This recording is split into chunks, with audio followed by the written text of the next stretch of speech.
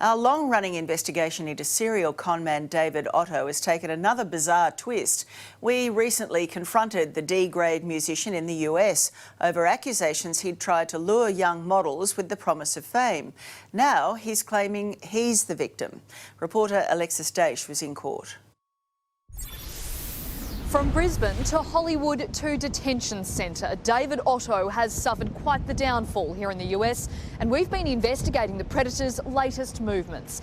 This document confirms Otto has been an inmate at the Yuba County Jail here in California since October 23, and today he faced an immigration judge for the second time in a week. It was only a few months ago we caught Otto and his girlfriend Kitty Lee leaving Los Angeles after luring young American models into the same schemes they've done before, promising to pay girls to perform musical shows in bikinis at bars in LA.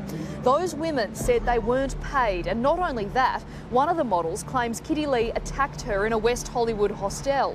She had hit me with her fists and open hands the first few times and started beating me with my shoe. We can now reveal the couple tried to return here to America, hoping to perform more bikini shows in LA and Arizona.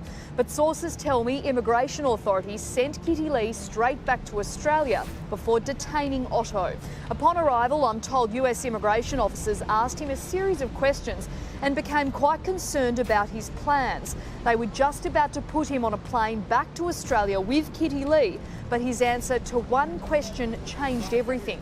They asked him if he had any fears about going back home, and he said yes, telling these officers he'd been receiving death threats in Australia. Now that changed everything because he was effectively claiming asylum.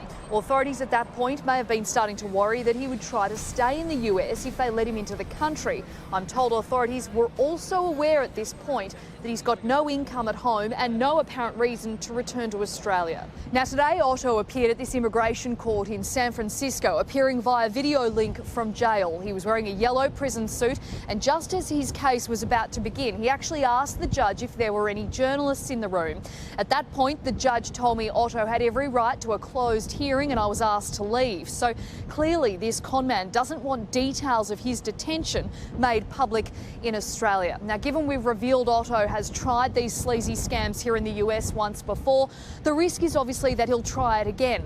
Regardless, Tracy, it is, not every day you see an Australian seeking asylum in America. Only time will tell whether the US authorities buy into his supposed fears about returning home.